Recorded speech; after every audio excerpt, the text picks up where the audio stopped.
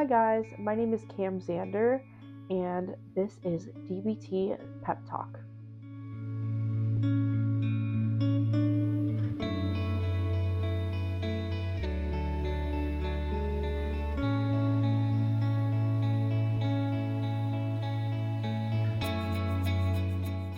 You're probably wondering what dialectical behavioral therapy is, also known as DBT. It's a structured psychotherapy program that teaches skills to help people manage intense emotions, cope with challenging situations, and improve relationships. DBT is based on mindfulness and behavior therapy. It is derived from cognitive behavioral therapy, which is also known as CBT. I did a little over 2 years of DBT after receiving a borderline personality diagnosis in 2019. Now, if you aren't sure what borderline personality disorder is, it's a mental disorder characterized by unstable moods, behaviors, and relationships. The cause of borderline personality disorder isn't well understood. Symptoms include emotional instability, feelings of worthlessness, insecurity, impulsivity, and impaired social relationships. Treatments include talk therapy or, in some cases, medications. Hospitalizations if symptoms are severe. I wanted to make this channel because I'm not exaggerating when I say that DBT has changed my life, and I wanted to show people that there is a light at the end of the tunnel. I am happily married with kids in a very healthy relationship, and back where I was in 2019 is a completely different story. So I wanted to get that hope out for people who are struggling with those unstable relationships or irrational moods or whatever it is. There is a light at the end of the tunnel. I don't want my channel to only be based with BPD, so there will be elements that tie into that throughout the channel. I will be using my favorite website for reference for this entire video. You can find all subjects tackled in this channel at dbtselfhelp.com. All the resources and tools of this website are completely free, and I highly recommend checking it out. Today, we will be diving into interpersonal effectiveness. Now, interpersonal effectiveness skills are designed to help you get what you need from your relationships while being respectful to yourself and others. Interpersonal relationships can be very challenging when you are also dealing with unstable emotions.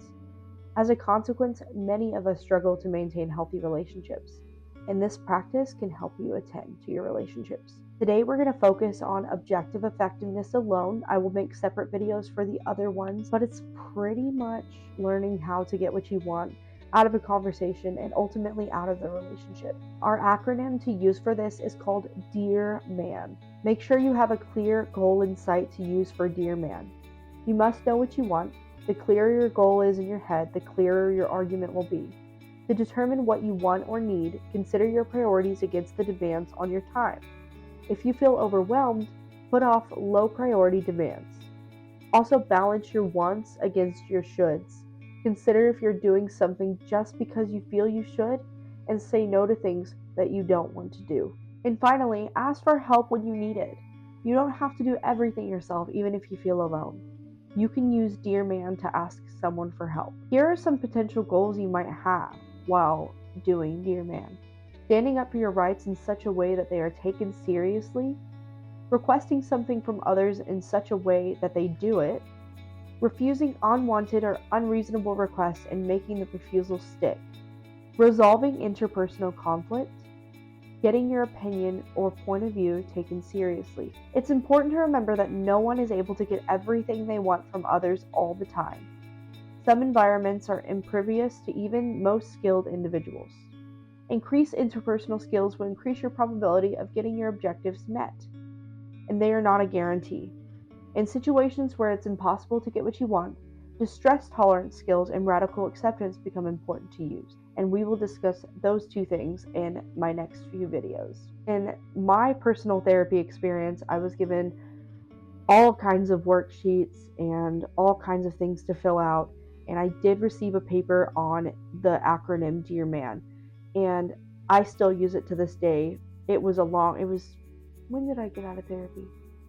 I got out of therapy in 2020. I graduated DBT, I don't know if that's a real thing, but I completed my DBT journey in therapy, and I still pull out my journal and use it to this day. So this has truly helped me through all my friendships, all my relationships, and I am very lucky to have had the opportunity to go to therapy and to learn these things. So that is why I want to share it with you.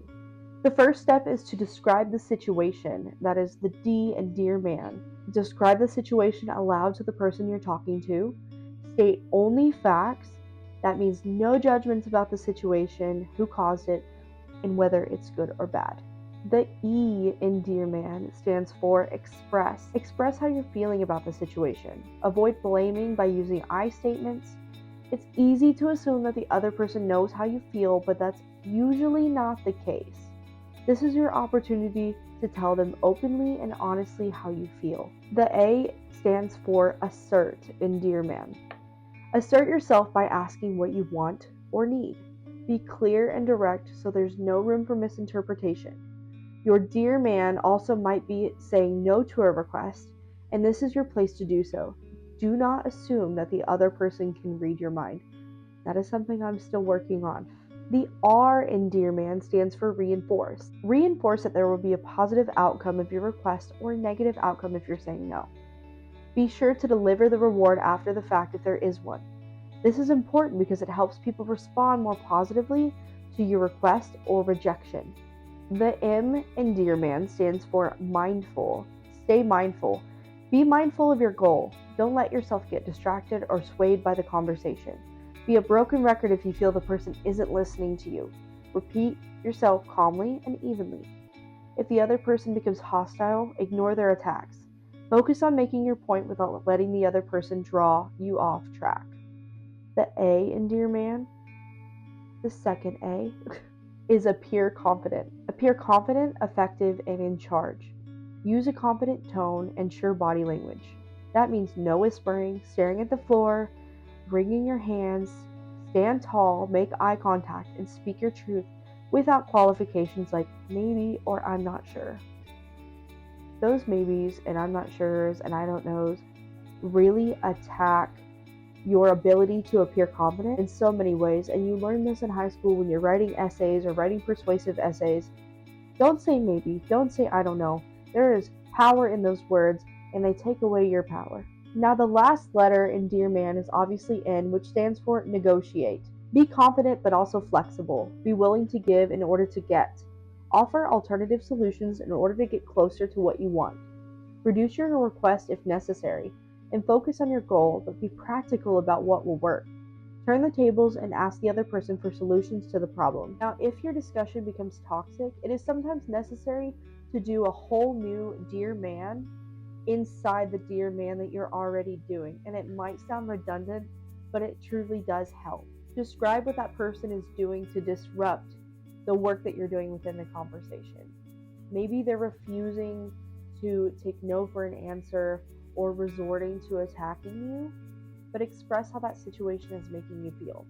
Assert how you'd like it to change, and maybe ask to continue the discussion later.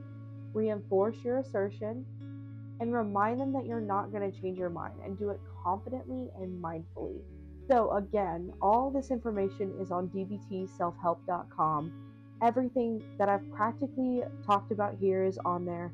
And if you want to practice it, I highly recommend practicing it. You can write down the acronym Dear Man and practice it on a trusted friend. Note which parts of the acronym are most difficult for you and spend extra time on those. Make sure you feel comfortable with your script, you practice it a lot, and you can relay it well to the person that you need to speak to.